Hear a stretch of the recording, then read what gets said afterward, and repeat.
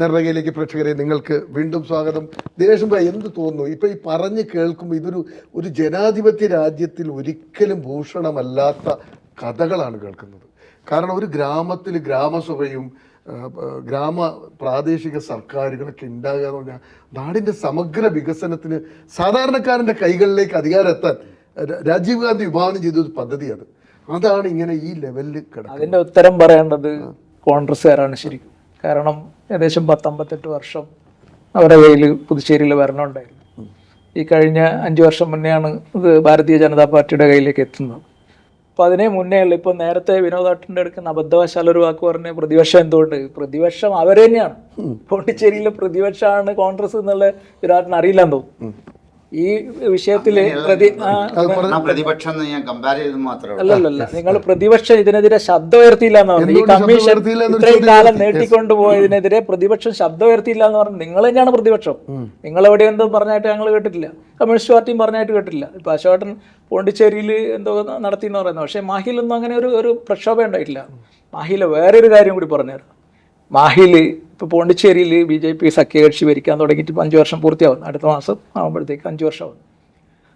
ഇതുവരെ ഭരണത്തിനെതിരായിട്ടുള്ള ഒരു വലിയൊരു ശബ്ദം മാഹിയുടെ പ്രതിപക്ഷ MLA ഉയർത്തിയിട്ടില്ല, കോൺഗ്രസ് ഉയർത്തിയിട്ടില്ല, കമ്മ്യൂണിസ്റ്റ് പാർട്ടി ഉയർത്തിയിട്ടില്ല. വളരെ എന്തെങ്കിലും ചെറിയ കാര്യങ്ങൾ പറയുന്നത് വലിയൊരു ഭരണവിരുദ്ധമായിട്ടുള്ളൊരു പ്രതിഷേധങ്ങളോ എന്തെങ്കിലും കാര്യങ്ങളോ നടത്തിയിട്ടില്ല. അതിനും പറ്റാത്ത രീതിയിലുള്ള ഒരു മികച്ച ഭരണം തന്നെയാണ് കഴിഞ്ഞ കാലങ്ങളെ അപേക്ഷിച്ചിട്ട് വളരെ മികച്ച ഒരു ഭരണമാണ് പോണ്ടിച്ചേരിയിൽ ഞങ്ങൾ കാഴ്ചവെച്ചിട്ടുള്ളത്. BJP ആദ്യമായിട്ടാണ് അവിടെ അധികാരത്തിൽ വരുന്നത്. അതെ, തീർച്ചയായിട്ടും. അപ്പോൾ ആ ലെവലിൽ നടക്കുന്നുണ്ട്. അതല്ല, ഇത് പോണ്ടിച്ചേരിയുടെ ചരിത്രത്തിൽ ഒരേ ഒരു MLA ആണ് അസംബ്ലിയിൽ ഇലക്ഷൻ നടത്തണമെന്ന് പറഞ്ഞത്. അത് രാമേന്ദ്ര മാഷ. അതിനടക്കം ബാക്കിയുള്ള ഒരാൾക്കും ഇലക്ഷൻ നടത്തണം എന്നുള്ളതിനോട് താല്പര്യമില്ല. മാത്രമല്ല 50,000 നടത്തിയാൽ ഉണ്ടാകുന്ന നഷ്ടങ്ങൾ എന്തൊക്കെയാണ് ഈ നേതാക്കൾക്ക് എന്ന് അറിയാൻ വേണ്ടി. നഷ്ടം അതേ പറയാം. പോണ്ടിച്ചേരി മുനിസിപ്പാലിറ്റി, ആ മുനിസിപ്പാലിറ്റിയുടെ കീഴിൽ 5 MLA-മാരാണ്. ഒരു മുനിസിപ്പൽ ചെയർമാൻ്റെ കീഴിൽ 5 MLA-മാരുള്ളത്. ഇപ്പോൾ തലശ്ശേരി മുനിസിപ്പാലിറ്റിന്റെ കീഴിൽ ഒരു MLA, അതെ, വേറെ പഞ്ചായത്തുകളൊക്കെ ചേർന്നിട്ടാണ് ഒരു MLA വരുന്നത്. ഇത് ഒരു മുനിസിപ്പാലിറ്റിയിൽ 5 MLA-മാർ. അത്ര വിസ്തൃതമായ പ്രദേശം. 3 ലക്ഷത്തിലധികം ആളുണ്ട്. അതുമാത്രമല്ല, അവിടെ MLA ഒരു കോൺസ്റ്റിറ്റ്യുവൻസിയിൽ 50,000-ആണ് ഏവറേജ് വോട്ട് വരുന്നത് ഒരു MLA-ക്ക്. അതുകൊണ്ടാണ് അങ്ങനെ വരുന്നത്. പിന്നെ ഒഴുകര എന്ന് പറഞ്ഞ വേറൊരു മുനിസിപ്പാലിറ്റി ഉണ്ട്, അവിടെ 6 MLA-മാരുണ്ട്.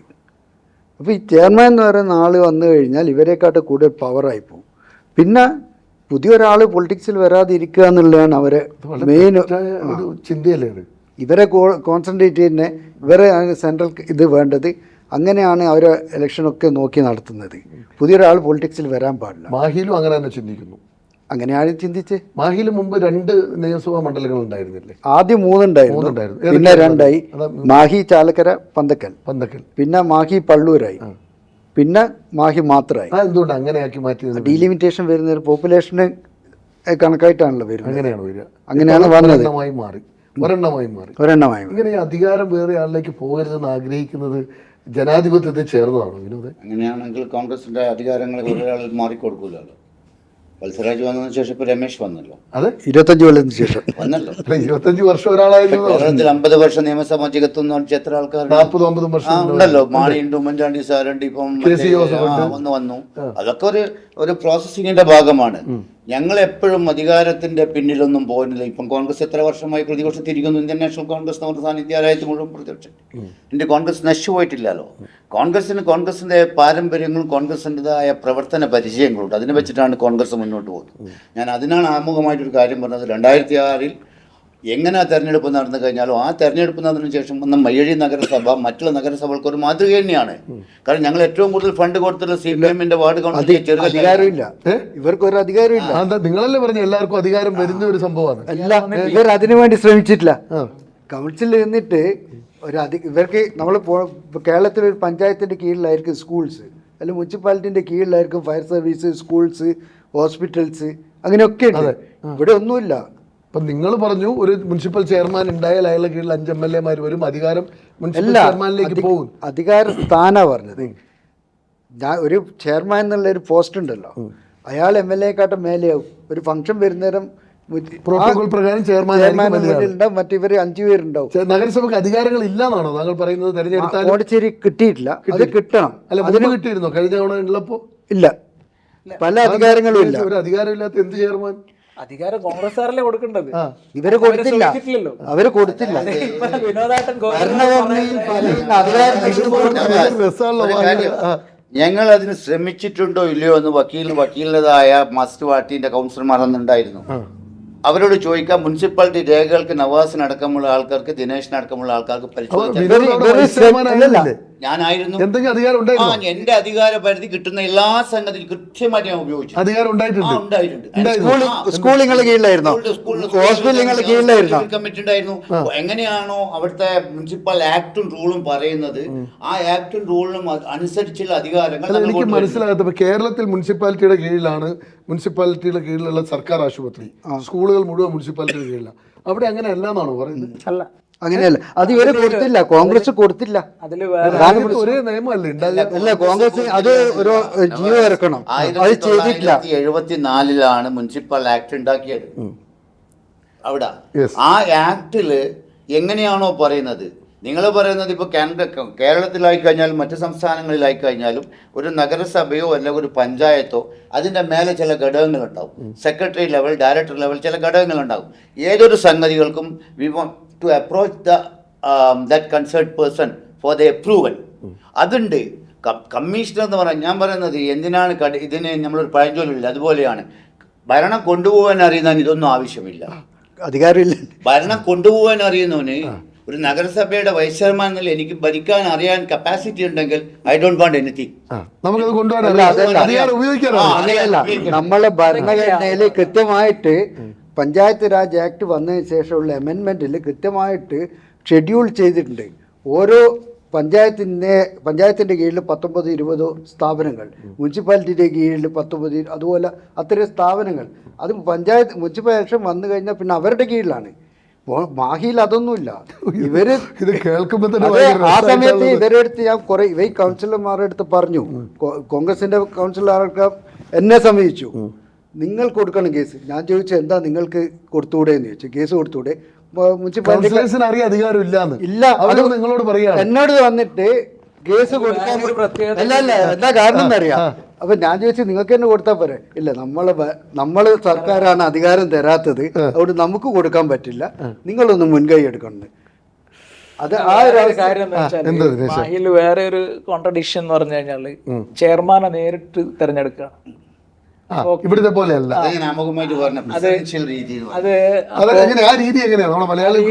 രണ്ട് വോട്ട് ഉണ്ടാവും.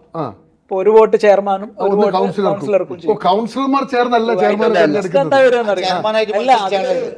ഒരു പ്രശ്നം വരും എങ്ങനെയാണെന്ന് വെച്ചാൽ, ഇപ്പോ ചെയർമാൻ കോൺഗ്രസിന്റെ ജയിച്ചു, ഇവർക്കാണ് ഇടതുപക്ഷത്തിനോ BJPക്കോ ആണ് ഭൂരിപക്ഷം എന്ന് വിചാരിക്കുക. അവിടെ ഒന്നും നടക്കൂല. അത് മാത്രമല്ല, ചെയർമാനെ കൗൺസിലിന് പുറത്താക്കാൻ പറ്റൂല. ഇവിടെയൊക്കെ നമുക്ക് മുനിസിപ്പൽ ചെയർമാനെ കൗൺസിലർമാർക്ക് അവരെ അവിടെയാണ് രാജീവ് ഗാന്ധി വിവാഹം ചെയ്ത അധികാരം പഞ്ചായത്ത് രാജ് ഇങ്ങനെ വരണം എന്നാണ് രാജീവ് ഗാന്ധി പറഞ്ഞത്. അതിന്റെ മുനിസിപ്പൽ ചെയർമാനെ പുറത്താക്കണ്ടെങ്കിൽ അസംബ്ലിയിൽ 1/3 ഭൂരിപക്ഷം അങ്ങനെയൊക്കെ മറ്റേ ജഡ്ജസിന് ഇംപീച്ച് ചെയ്യുന്ന പോലത്തെ ഒരു പ്രോസസ്സാണ്. ഇവിടുന്ന് സാങ്ഷൻ ചെയ്ത് അവിടെ അപ്രൂവൽ വാങ്ങിച്ച് കുറേ പ്രോസസ്സ് ഉണ്ട്. എനിക്ക് തോന്നുന്നു ഇന്ത്യയിൽ തന്നെ അങ്ങനെ ഒരു പഞ്ചായത്ത് പ്രസിഡന്റായിട്ട് പുറത്താക്കിയിട്ടുള്ളൂ.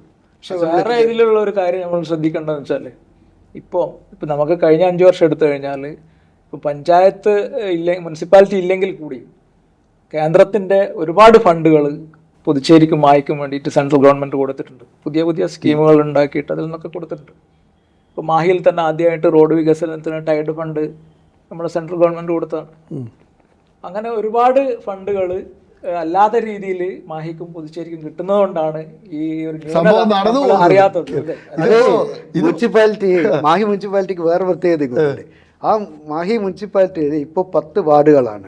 10 വാർഡാണുള്ളത്. ആ ഡീലിമിറ്റേഷൻ കഴിഞ്ഞ നേരം അതിൽ മാഹി MLA മുനിസിപ്പൽ കൗൺസിലാണ്, മെമ്പറാണ്. MLA കൗൺസിൽ മെമ്പർ ആണ്. പിന്നെ പോണ്ടിച്ചേരിയിലെ 2 MP, ഒരു പാർലമെന്റ് മെമ്പറും രാജ്യസഭ മെമ്പറും, 2 പേരും മാഹി മുനിസിപ്പാലിറ്റി മെമ്പർ കൗൺസിലർമാരാണ്. ഓട്ടോമാറ്റിക്കലി ആവും. ഈ 10ന് പുറമെ +3 13 പേരുണ്ട്. അശോകയിലെ ഇതൊരു രസകരമാണ് മാഹിയുടെ കഥ പറയുമ്പോൾ. പോണ്ടിച്ചേരിയിൽപ്പെട്ട നമ്മുടെ ഈ മാഹിയുടെ കഥ, ഒന്ന് അധികാരമില്ലാത്ത നഗരസഭ, 2 ചെയർമാൻ നേരിട്ട് തിരഞ്ഞെടുക്കപ്പെടുന്നു. ഈ ജനാധിപത്യത്തിൻ്റെ ഈ സംവിധാനങ്ങളൊക്കെ എവിടെയൊക്കെയോ നിങ്ങൾ ഒന്ന് സ്വാതന്ത്ര്യം കിട്ടുക തന്നെ വൈകിട്ടാണ്. ആ പ്രത്യേകതകളും അതൊക്കെ ഇപ്പോഴും തന്നെ തുടരുന്നുണ്ട് ഇതിൻ്റെ നൂലാമാലകൾ അല്ലേ? അതല്ല, ഇതിന് ഞാനൊരു മറുപടി പറയാം. പറഞ്ഞോളൂ, അത് പറഞ്ഞോളൂ. ഇവരിപ്പം പറഞ്ഞിട്ടില്ലേ ഡീലിമിറ്റേഷൻ ഒബ്ജക്ഷൻ കൊടുത്തുന്നില്ലേ? ഡീലിമിറ്റേഷൻ നടന്നത് കോൺഗ്രസ് ഭരിക്കുമ്പോൾ 2018 അന്ന് മാഹിയിൽ നിന്നോ പോണ്ടിച്ചേരിന്നോ ഒരാൾ പോലും ഒബ്ജക്ഷൻ കൊടുത്തിട്ടില്ല. അതൊക്കെ കോടതിയിലുള്ള രേഖകളാണ് പറയുന്നത്. ഇവരിപ്പോൾ ഒബ്ജക്ഷൻ കൊടുക്കാതിരിക്കാൻ കാരണം ആരും അറിയില്ലായിരുന്നു എന്നുള്ളത്. ആരും ശ്രദ്ധിച്ചില്ല.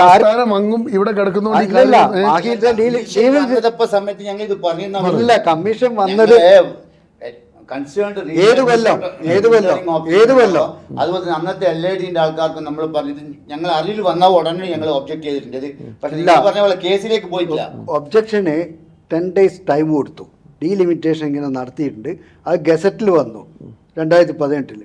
ആ ഗസറ്റിൽ വന്ന് വിതിൻ 10 days ഒരാളും ഒബ്ജക്ഷൻ കൊടുത്തില്ല.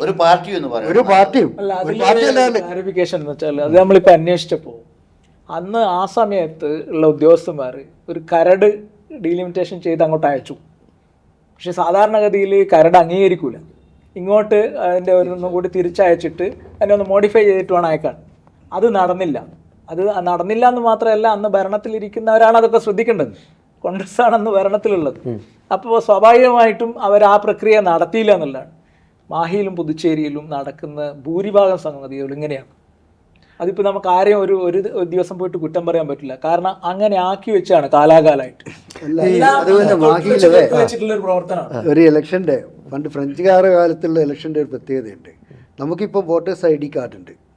ഫ്രഞ്ചുകാർ ഭരിക്കുമ്പോൾ മുനിസിപ്പൽ ഇലക്ഷനിൽ ഓരോ ആൾക്കും ഇലക്ഷൻ്റെ 2 ദിവസം മുന്നേ അവർ ID കാർഡ് കൊണ്ട് കൊടുക്കും. ഫോട്ടോ ഇല്ല, നിങ്ങളെ വോട്ട് ഇത്ര നമ്പർ ഇത് അല്ല, അങ്ങനെ എന്തായാലും അങ്ങനെ ഒരു കാര്യമുണ്ട്. എന്നിട്ട് ആ വോട്ടിംഗ് എങ്ങനെയാ വെച്ചാൽ നമ്മളിപ്പം ചെയ്യുന്ന പോലെ എല്ലാവരും കൂടിയിട്ട് എല്ലാവരും ചേർന്ന് ഒരു ബോക്സിൽ ഇടുന്നതല്ല. ഓരോ പാർട്ടിക്കും ഓരോ ബോക്സ് ഉണ്ടാവും, അതിനകത്ത് കൊണ്ടുപോയിടണം. എനിക്ക് ഏതാ താല്പര്യം അതിൽ കൊണ്ടുപോയിടുക. അങ്ങനെയാണ്. അപ്പം തന്നെ ഇലക്ഷൻ അറിയാൻ പറ്റും. അത് അപ്പം തന്നെ നശിപ്പിക്കുകയും ചെയ്യും. അല്ല, നിങ്ങൾ വ്യക്തിപരമായിട്ട് ആഗ്രഹിക്കുന്നുണ്ടോ മാഹി? ഞാൻ ആഗ്രഹിക്കുന്നതല്ല. മാഹിയിൽ കേരളത്തിലെ ഇപ്പം പലരുടെയും നമുക്ക് പ്രൊഫഷണൽ കോളേജസ് വിദ്യാഭ്യാസപരമായിട്ട് ഒരു കേരളമായിട്ട് കമ്പയർ ചെയ്യുമ്പോൾ വളരെ വളരെ വ്യത്യാസമാണ്. നമുക്ക് അത്രയും സൗകര്യങ്ങൾ കിട്ടുന്നുണ്ട്. അതുകൊണ്ട് ആ സൗകര്യം വിദ്യാഭ്യാസ രംഗത്ത് മാത്രമാണോ സൗകര്യമുള്ളത്? ജോലി, മറ്റ് ആരോഗ്യ രംഗത്തെല്ലാം ഉണ്ട്. അപ്പോൾ അത് അതൊക്കെ കിട്ടുമ്പോൾ ആരോഗ്യരംഗം കേരളത്തിൽ നല്ലതാണ്. പക്ഷെ വിദ്യാഭ്യാസ രംഗം മോശമാണോ? അല്ല, നമുക്ക് ഈസി ആക്സസ്. നമുക്ക് ചേർന്ന് കഴിഞ്ഞാൽ എളുപ്പമല്ലേ? ഇല്ല, എന്നിട്ട് നമുക്ക് ഈസി ആയിട്ട് മാഹിയായിട്ട് നിൽക്കുന്നതിനാണ് നല്ലതെന്നാണോ നിങ്ങളുടെ അഭിപ്രായം? ആളുകൾ ഈ ഒരു കാര്യം കൊണ്ട് ഈ ഒരു കുട്ടികളുടെ പഠിപ്പിന് വേണ്ടി മാത്രം എത്രയോ ആളുകൾ വീടെടുത്ത് അവിടെ താമസിച്ച് അതിനുശേഷം കുട്ടികളുടെ കോഴ്സ് കഴിഞ്ഞു കഴിഞ്ഞാൽ തിരിച്ചു പോകുന്ന എത്രയോ ആളുകളുണ്ട്.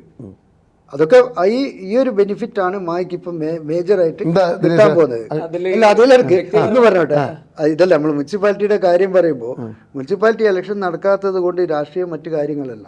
നമുക്കിപ്പോൾ 5000 കോടി രൂപയാണ് കേന്ദ്ര വിഹിതത്തിൽ നഷ്ടപ്പെട്ടിരിക്കുന്നത് ഈ കാലം കൊണ്ട്. 5000 കോടിയുടെ ഡെവലപ്മെൻറ്റ് ഇല്ലാത്തതുകൊണ്ട് ആ ഫണ്ടൊക്കെ ഇപ്പോൾ ഇവർ പറഞ്ഞല്ലോ, മുനിസിപ്പാലിറ്റിക്ക് കേന്ദ്രത്തിൽ നിന്ന് ഫണ്ട് വന്നു, അതുകൊണ്ട് റോഡുകളൊക്കെ ചെയ്യാൻ പറ്റിയെന്നുള്ളത്. ഇതിന് മുന്നേ ഫണ്ട് കിട്ടാത്തത് കൊണ്ട് നമ്മുടെ പഞ്ചായത്തുകൾ, പോണ്ടിച്ചേരിയിലെ പല പഞ്ചായത്തുകളിലും ശമ്പളം കൊടുക്കാൻ വരെ പൈസ ഇല്ലാത്ത അവസ്ഥയാണ്. ശമ്പളം പോലും 2 മാസം 3 മാസമൊക്കെ കഴിഞ്ഞിട്ടാണ് ഇപ്പം കിട്ടാൻ തുടങ്ങി. അങ്ങനെ ഒരു കാലം ഉണ്ടായിരുന്നു.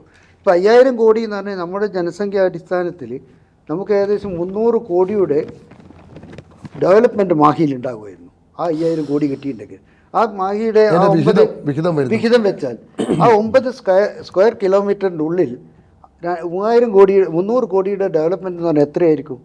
ഇപ്പം MLA തന്നെ ഇപ്പോൾ ഏറ്റവും വലിയ വികസനമായിട്ട് പറയുന്നത് ഞാൻ കുറേ റോഡ് ടാർ ചെയ്യുന്നുള്ളത്. അത് വികസനം, അതായത് പാർട്ടാണ്. ഇപ്പോൾ BJP പറയുന്നത് അവർ സെൻട്രലിൽ നിന്ന് ഫണ്ട് കൊണ്ടുവന്നുകൊണ്ടാണ് ചെയ്തതെന്ന് പറയുന്നുണ്ട്. പക്ഷേ നമുക്ക് സ്വന്തമായിട്ട് കിട്ടേണ്ട ഈ 300 കോടി ഉണ്ടായിരുന്നെങ്കിൽ നമ്മൾ ആരെയും ആശ്രയിക്കാതെ തന്നെ നമുക്ക് അത്രയും ഡെവലപ്മെൻറ്റ്, അത്രയും കാര്യങ്ങൾ ചെയ്യാം. ഇപ്പം തന്നെ മാഹിയിൽ ഉള്ള റോഡ് നന്നാക്കാനുള്ള ഒരു റോഡ് പോലും വീതി വെച്ചിട്ടില്ല. എല്ലാം പഴയ 50 വർഷം മുന്നേയുള്ള റോഡുകളാണ്. അത് അങ്ങനെ ഒരു ഡെവലപ്മെൻറ്റും മാഹിയിൽ നടക്കുന്നില്ല. അതാണ് പ്രശ്നം. ഫണ്ടിനെ കിട്ടുമായിരുന്നു. ഈ കേരളത്തോട് ചേരുന്നതിനെ കുറിച്ച് ദിനേശ് ചേരുന്നതിനോട് എന്നെ വ്യക്തിപരമായിട്ട് എനിക്ക് അഭിപ്രായമില്ല മീൻസ് ഞാൻ യോജിക്കുന്നില്ല. കാരണം നമ്മളൊരു വെറൈറ്റി ആണല്ലോ എപ്പോഴും. ഇപ്പം IK കുമാരൻ മാഷിപ്പോലുള്ള ദീർഘവീക്ഷണമുള്ള ഒരാൾ അങ്ങനെ ഒരു നിർദ്ദേശം പറയാൻ കാരണം എന്താ? അത് ആ സാഹചര്യം, അന്നത്തെ ഭരണകൂടം, അന്ന് മാഹിയുമായിട്ടുള്ള കമ്മ്യൂണിക്കേഷൻ ഗ്യാപ്പുകൾ, അതൊക്കെ ആയിരിക്കും. ഇന്ന് എല്ലാത്തിനും നമുക്ക് വളരെ ഹൈടെക് ആയി, നമുക്ക് ആക്സസ് ഉണ്ട്, എന്തും ഓൺലൈനിൽ ചെയ്യാനുള്ള സാഹചര്യമുണ്ട്. പിന്നെ നമുക്ക് കേരളത്തിൽ സമീപത്തുനിന്ന് ഒരു വ്യത്യസ്തമായിട്ടുള്ള ഒരു കാഴ്ചപ്പാട്, ഒരു ജീവിത രീതി, അല്ലെങ്കിൽ ഒരു ഭരണകൂടം, അതൊക്കെ ഒരു വെറൈറ്റിയാണ്. നമ്മളെ രാജ്യം തന്നെ അങ്ങനെയാണല്ലോ, വളരെ വ്യത്യസ്തമായ വെറൈറ്റികൾ കൂടി ചേർന്നതാണല്ലോ നമ്മുടെ രാജ്യം. അപ്പോൾ അത് മാഹിയായിട്ടും പോണ്ടിച്ചേരിയായിട്ടും നിലനിൽക്കണമെന്നാണ് എൻ്റെ വ്യക്തിപരമായ അഭിപ്രായം. പാർട്ടിക്കും അതിൽ നിന്ന് ഭിന്നമായിട്ട് അഭിപ്രായം ഇല്ല എന്നാണ് ഞാൻ മനസ്സിലാക്കുന്നത്. അപ്പോൾ ഇങ്ങനെ പോയാൽ ഇപ്പോഴത്തെ കാലത്ത് ഇപ്പോൾ നമ്മളെ പിന്നെ പോണ്ടിച്ചേരിയിലേക്ക് യാത്ര ചെയ്യാനും ബസ്സുകളും ട്രെയിനും കാര്യങ്ങളൊക്കെ ഉണ്ട്. ഇപ്പോൾ വന്ദേ ഭാരത് പോലെയുള്ള പുതിയ ട്രെയിനുകൾ വരുന്നുണ്ട് പോണ്ടിച്ചേരിയിലേക്ക്. എയർപോർട്ട് ഇപ്പോൾ സജ്ജമായി കഴിഞ്ഞുകൊണ്ടും അപ്പോൾ പോവാനും വരാനും അതേപോലെ സജ്ജമായി പ്രവർത്തനം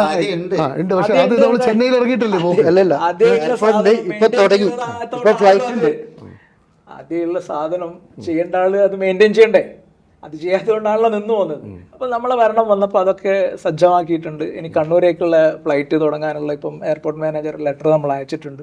അത് MLA കൊണ്ടുവന്നെന്ന് ചിലപ്പം പറഞ്ഞായിരിക്കും. എന്തായാലും കണ്ണൂർ ടു ഒരു നിയോജക മണ്ഡലത്തിന്റെ പ്രതിനിധി ആരാണോ അവർക്ക് അതിൻ്റെതായ അവകാശങ്ങളും ചെയ്യണ്ടേ. അത് കാരണം വക്കീല് പറഞ്ഞു MLA ഞാൻ റോഡുകളെ പറ്റുന്നു. MLA എന്ന് പറഞ്ഞാൽ MLAക്ക്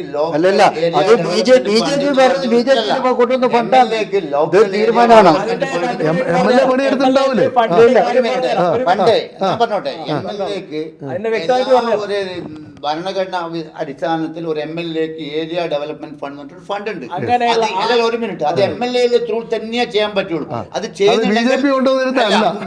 മുനിസിപ്പാലിറ്റിയിലൂടെ മാത്രമേ ചെയ്യാൻ പറ്റുള്ളൂ. ഇവിടെ ഇപ്പൊ എന്താണെന്ന് വെച്ചാൽ രാഷ്ട്രീയപരമായിട്ട് ചില മുതലെടുപ്പുകളാണ് നടക്കുന്നത്. കഴിഞ്ഞ കുറച്ച് ഒരു മിനിറ്റ് എന്റെ ടേണിൽ ഞാൻ പറഞ്ഞു, നിങ്ങൾ പറഞ്ഞു, അതിനെ കണ്ടിട്ട് പ്രശ്നമില്ല. ചരിത്രത്തിൽ എവിടെയും കേട്ടിട്ടുണ്ട് ഒരു ലോക്കൽ MLA ഇല്ലാണ്ട് റോഡ് ഒരു നിയമസഭാ സ്പീക്കർ വന്ന് ഉദ്ഘാടനം ചെയ്തിട്ടുണ്ടോ? അടുത്ത കാലത്ത് നിങ്ങൾ പത്രക്കാരനല്ലേ, കേട്ടിട്ടില്ല? അവിടെയാണ് ഞാൻ പറഞ്ഞത്, ജനങ്ങളുടെ ഇതെല്ലാം രാഷ്ട്രീയപരമായിട്ടുള്ള സംഗതികൾ രാഷ്ട്രീയപരമായിട്ട് നമുക്ക് നേരിടാം. പക്ഷെ ഭരണതലത്തിൽ അത് വരാൻ പാടില്ല. MLA ആരെയായാലും, CPM MLA ആയാലും BJP MLA, MLA മയ്യഴിയുടെ MLA ആണ്. ആ MLAക്ക് അതിൻ്റെതായ പ്രോട്ടോകോൾ ഉണ്ട്, എല്ലാ കാര്യങ്ങളും ഉണ്ട്. അനാവശ്യമായ ഇടപെടലുകൾ, രാഷ്ട്രീയ അതിപ്രസരം കൊണ്ട് അനാവശ്യമായ ഇടപെടൽ കഴിഞ്ഞ കുറച്ച് മാസങ്ങളും വർഷങ്ങളും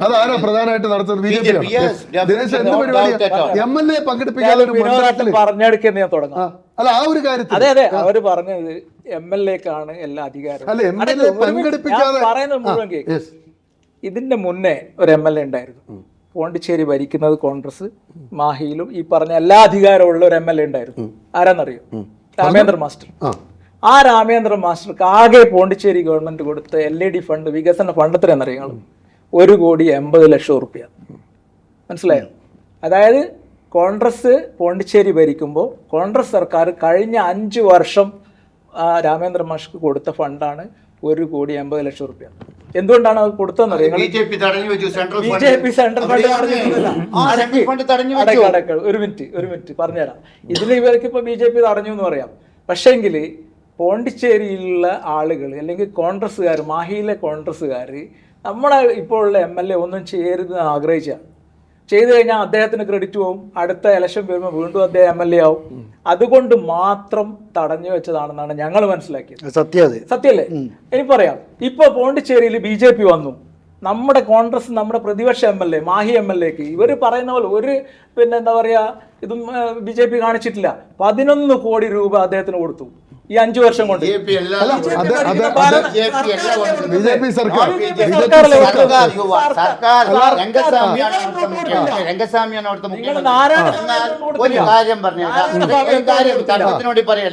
രേഖകൾ പരിശോധിച്ചു നോക്കാൻ നാരായണസ്വാമിയായിട്ട് ഇത്രയധികം ബന്ധം പുലർത്തി തന്റെ ആവശ്യങ്ങൾ നേടിയെടുത്ത രാമേന്ദ്ര മാഷ് ഇല്ലാന്ന് നിഷേധിക്കൂല. രാമേന്ദ്ര മാഷ് നിങ്ങൾ നാളെ വിളിച്ചു ചോദിക്കും.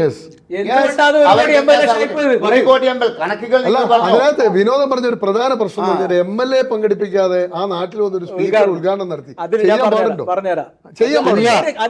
ഒരു മിനിറ്റ് ഞാൻ പറഞ്ഞുതരാം. വ്യക്തമായ ഉത്തരവുണ്ട് അതിനൊക്കെ.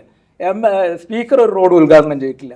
സ്പീക്കർ 20 വർഷമായിട്ട് ആ പ്രദേശവാസികൾ MLA-യോടും കോൺഗ്രസ്സുകാരോടും ഒക്കെ ആവശ്യപ്പെട്ട ഒരു റോഡ് ഉണ്ടായിരുന്നു. ചെറിയ റോഡ്, ഒരു 100-200 മീറ്റർ ഒരു റോഡ്, ഒരു മുസ്ലിം കമ്മ്യൂണിറ്റിയുടെ ഒരു ഭൂരിപക്ഷമുള്ള ഒരു ഏരിയ ആണ്.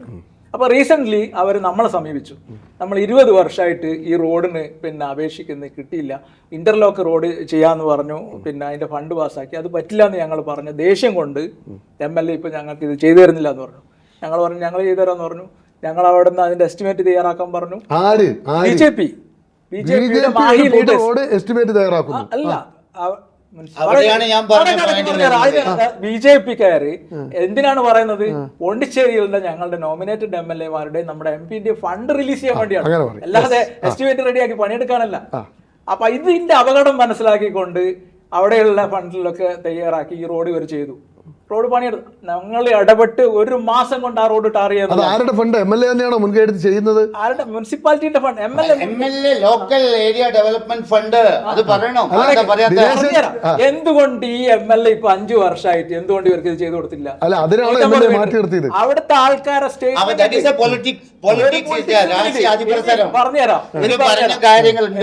ബാക്കിയും കൂടി പറഞ്ഞുതരാം. സ്പീക്കർ വന്നു, അതിന്റെ അടുത്തൊരു ക്ഷേത്രത്തിൽ പോയി. അപ്പോൾ അവിടുത്തെ ആൾക്കാർ പറഞ്ഞു ഞങ്ങൾക്ക് സ്പീക്കറെ കാണണമെന്ന് പറഞ്ഞു. അവിടെയുള്ള ഒരാളുടെ വീട്ടിൽ പോയി, ഈ റോഡിന്റെ അടുത്തുള്ള ഒരാളുടെ വീട്ടിൽ ക്ഷണിച്ചു പോയി, കണ്ടു. അവിടെ നിന്ന് കുറച്ച് സോഫ്റ്റ് ഡ്രിങ്ക് ഒക്കെ കഴിച്ച് ഇറങ്ങുമ്പോൾ ഇതാ സാർ നമ്മളെ റോഡ്, ഞങ്ങൾ റോഡിന് ഒരു പേരിട്ടുണ്ട് എന്ന് പറഞ്ഞിട്ട് ആ പേരിന്റെ ഒരു ഫലകം, അല്ലാതെ റോഡ് ഉദ്ഘാടനം ചെയ്യുമ്പോൾ റോഡിലേക്ക് കൂടി നടക്കണ്ടേ, റോഡിൽ കയറിയിട്ടില്ല. ആ കോർണർ റോഡിന്റെ ബിഗിനിങ്ങിൽ വെച്ച ഒരു ബോർഡ് സ്പീക്കർ എന്താ പറയാ കർട്ടൻ വലിച്ചു. പെട്ടെന്ന് ഒരു സുപ്രഭാതത്തിൽ ബോർഡ് ഉണ്ടായതാണോ? അല്ല, അങ്ങനെ ഒരു ബോർഡ് ഉണ്ടാവും. അത് അവിടുത്തെ ജനങ്ങൾ ചെയ്തതാണ്, BJP ചെയ്തതാണ്. അത് അവിടുത്തെ ആ റോഡിന് വേണ്ടി സ്ഥലം കൊടുത്ത ഒരാളുടെ പേരാണ്, അയാൾ കൊടുത്ത സ്ഥലം. മാഹിയിലെ തെരഞ്ഞെടുപ്പ് സംസാരിച്ചപ്പോൾ നല്ല രസമാണ് അവിടുത്തെ കഥകൾ കേട്ടപ്പോൾ. പിന്നെ അവസാനം കേട്ടൊരു കഥയുണ്ട്. എക്സ് കൗൺസിലേഴ്സിന് പരിപാടികളിൽ സീറ്റ് കിട്ടുന്നു. കേരളത്തിൽ അതിന് ഒരു സാധ്യതയില്ല. അത് പുതിയ കൗൺസിലർ പുതിയ കൗൺസിലറുടെ പഴയ കൗൺസിലർമാർക്ക് ഒരു പ്രയോറിറ്റി അവിടെ കിട്ടുന്നുണ്ട്. പിന്നെ തെരഞ്ഞെടുപ്പ് മുടക്കാൻ വേണ്ടി പണിയെടുക്കുന്നവർ അത് പോണ്ടിച്ചേരിക്ക് സ്വന്തമാണ്. നമുക്ക് എന്തായാലും അങ്ങനെ ഒരു പാരമ്പര്യമില്ല. പിന്നെ ഇവർക്ക് മാഹിയായി തന്നെ പോണ്ടിച്ചേരിയുടെ ഭാഗമായി തന്നെ നിൽക്കാനാണ് ആഗ്രഹം. പക്ഷേ കോൺഗ്രസ് ഒരിക്കലും തെരഞ്ഞെടുപ്പിന് എതിരല്ല എന്ന് അടിവരയിട്ട് പറയാൻ ഞാൻ അതെല്ലാവരും പറയുന്നുണ്ട്. കോൺഗ്രസിന് ഞാൻ പറഞ്ഞില്ല, പക്ഷെ അവിടെ ഏതായാലും രാഷ്ട്രീയക്കാർ ഒരു പിന്തുണ ഇവർക്കെല്ലാം ഉണ്ട്. പക്ഷെ ജനാധിപത്യം പുലരണം. നമ്മുടെ തൊട്ടടുത്ത പ്രദേശം ആയതുകൊണ്ട് നമുക്ക് ഇടയ്ക്കൊന്ന് ഇടപെടേണ്ടി വരുന്നു. അതുകൊണ്ട് മാഹിയിലും തെരഞ്ഞെടുപ്പ് നടക്കണം. അതിന് ഉള്ള ജനാധിപത്യപരമായ മുന്നേറ്റങ്ങൾ അവിടെ നടന്നേ പറ്റൂ. പ്രാദേശിക സർക്കാരുകൾ വരട്ടെ, നാട് വികസിക്കട്ടെ. ഇത് മാത്രമാണ് നേരേക്ക് പറയാനുള്ളത്. പങ്കെടുത്ത 3 പേർക്കും ഒപ്പം പ്രേക്ഷകർക്കും നന്ദി, നമസ്കാരം.